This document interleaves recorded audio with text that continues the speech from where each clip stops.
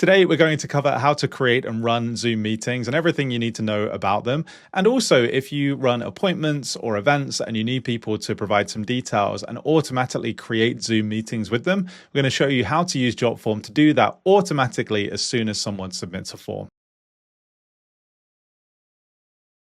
If you don't already have the app on your computer, you're going to want to go to zoom.com and then click on the Meet button at the top of the screen here and choose Download App, and then choose the right app to download to your computer. Once you've downloaded and installed the app, you're then going to see this login screen. If you don't already have a login, you can sign up here, and then once you've created one, log into the app. Once you're logged in, you're going to see a screen like this where you can create new meetings, join a meeting, schedule them, or start sharing your screen, and so on. Let's start with probably the most common thing you're going to want to do, which is to create a new meeting that people can join. I just click on the New Meeting button, and it pops up this window that shows my camera and my microphone, and so I can click to select the microphone that I want to use and the camera that I want as well. And once you're happy with everything set up here as you need it, you can click Start, and that creates your meeting that looks something like this. Now, right now, you can just see your own video on there because there's no one else in the meeting.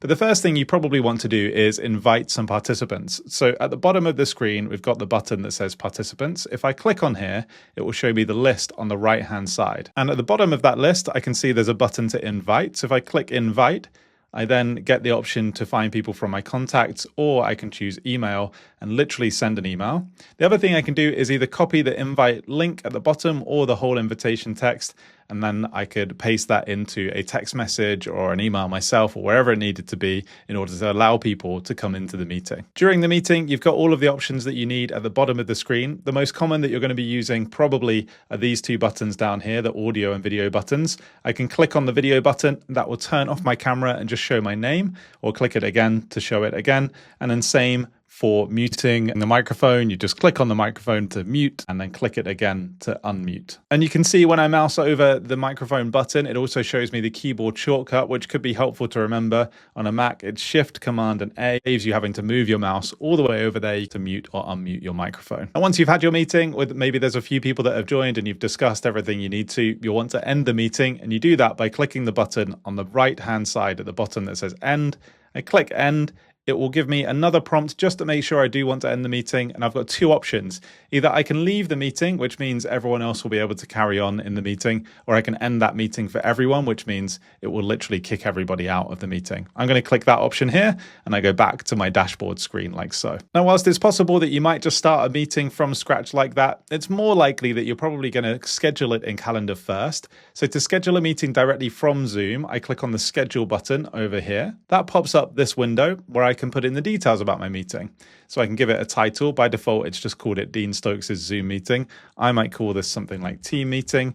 I can choose the date and the time and whether this repeats or not. And then I can invite people. So I could put in an email address of someone on my team like this. I can choose whether to generate a meeting ID for this or use the personal ID that's been assigned to my account. I'm just going to leave this to generate automatically. If I want to, I can do things like create an agenda, add attachments, and set a passcode for this meeting as well. Now, if you've got lots of people coming in, and maybe there are external attendees, if it's a team meeting, you can also set up a waiting room, which means you as the meeting host can individually decide when people are allowed to start coming into the meeting. There are other options here relating to video and audio and some advanced options too.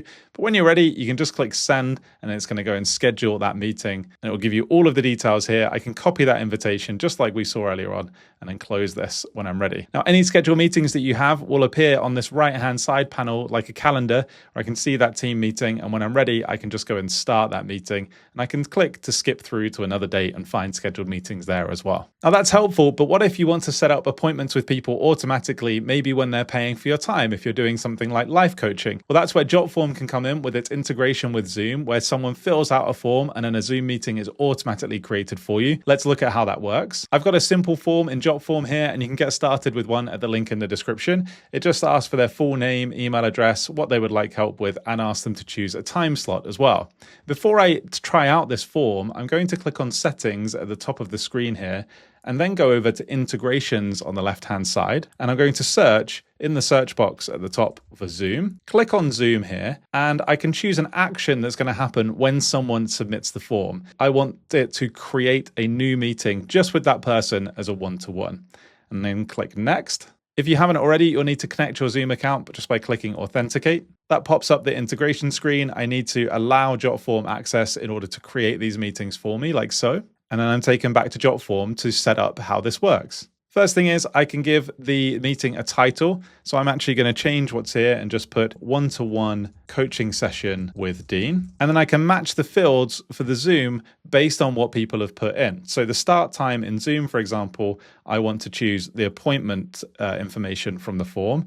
Same for the duration. I can click to select a field, and with this one, I'm going to choose 30 minutes like this. Select a time zone as well. For me, that's London like this. And I can also add information to the meeting information. So I'm going to choose the what would you like help with. And that means when I'm in Zoom, I could then see what they put in that field and click save. Now that's set up, I'm going to go and preview this form now and check that it works. So let's fill this out, imagining that I'm someone different. So I can choose a time slot. So let's say today at 4 p.m. like so, and click book session. The form has been submitted. And if I go back into Zoom now, so if I scroll along to the next day, which is when it was booked for, I can see that one-to-one coaching session with Dean. And if I click on it, it shows me all of the information that I need for that meeting with the link and so on, so that I can get started. Now, all happens automatically as soon as someone submits that form. And whilst I've done this for one-to-one meetings, you could also choose the options for adding people to webinars or to existing meetings as well. Sometimes you have to take meetings from places where maybe you don't want people to see the background. So perhaps you want to set a custom background or blur your background. Whenever you go to join a meeting or create a new meeting, on this screen here, you've got the option to click the backgrounds button on top of the preview here. And then you can choose from one of the virtual backgrounds. Maybe you want a picture like this, and it will automatically cut you out and put the background in. Or you could just go for a blur like so, and then you can close this and now your picture will be blurred. Now, if you're already in a meeting, you can do that very same thing by clicking the arrow next to the video button and clicking the blur my background toggle like this. Or you can go to video and effects settings to see all of those different background options that I showed you a moment ago. Maybe you want to be in space for some reason. I'm going to set this back to none for now and close this side panel. If you ever want to record a meeting in Zoom, you just go down and click the more button here and then choose record. The meeting will tell all participants that it is being recorded. And on the free plan, it will record these meetings locally, which means the file is saved to your local device. But on paid plans, you'll get some cloud storage so that the meeting can be recorded locally, but also a copy stored in the cloud that you can access on the web. And when you're recording, you can also click the arrow on the record button and go to recording settings. And you'll see there's a few different settings, like being able to change the storage location for those local recordings, and also whether you show names on each of the pictures that show up in the recordings, or even include the timestamps as well. Perhaps sometimes you want to make sure that you're not recording the screen share and only people's videos, so you can toggle that here too. And there are more advanced options here that you can change as well. And the recording will stop at the end of the meeting, or you can manually click the record button yourself by clicking directly on it and then either pausing the recording to restart it again shortly, or stopping it and then going and finding that file where it was saved in that location on your computer. If you need to find recordings on your computer, the first thing you want to do is click on that arrow, click on recording settings and check the storage location. And then I can click on the open button and it will open that folder for me directly in Finder on my Mac or in Explorer on your Windows PC. And you'll see these recording files here. You can double click on them and it will open up those recordings. By converting them like this, I click save, and then I have that recorded video directly here on my Mac that I can use as I need to. It's very likely that at some point you're going to want to share your screen on a Zoom meeting. So I'm going to click on the share button on the toolbar at the bottom of my meeting here.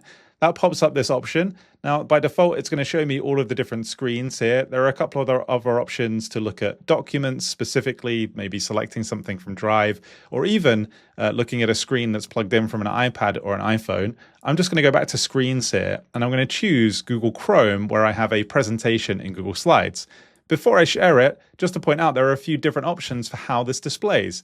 So we can show just the content, so it will show you the shared screen, or we can even set it as a background, so it will put you in the corner with the content behind it. I quite like that option, so I'm going to click on that one, and I can decide whether I want to share sound or not. And in this preview, I can move around where I will be. The bottom left is going to work fine, and I'm going to click share like so. Now, when you do this, it might feel like nothing's happening. We can see that it's telling me that the screen sharing is paused over here. But if I move along to that screen that I'm sharing, I can now see what is actually being shared. If I run this as a slideshow like so, now I know that everyone is seeing my screen shared, I can see the preview at the top of the screen here. And if I flick through the different slides, we'll see those slides appear behind me in the meeting as well. Whilst you're screen sharing, you've also got the option to annotate the screen. So if I mouse over at the top of the screen here, I can click on annotate and I get my different tools on the left-hand side here. There's a text tool, for example. But let's say I just want to draw. I could then use this pen to circle things like this, maybe underline. This is really great for teaching online classes through Zoom as well. If you are teaching online classes in Zoom, you probably want to create breakout rooms for people to go and have small group discussions. It's super easy to do. At the bottom of the screen, we click on More, and then we go to breakout rooms like this, and then choose how many breakout rooms we want to create and how you want to assign them. If you choose assign manually, you'll then be able to set participants per room yourself, or you can let participants choose a room, which is great if you're setting up rooms for different topics and you want them to self-select, or just assign them automatically to get random groups put together for discussion.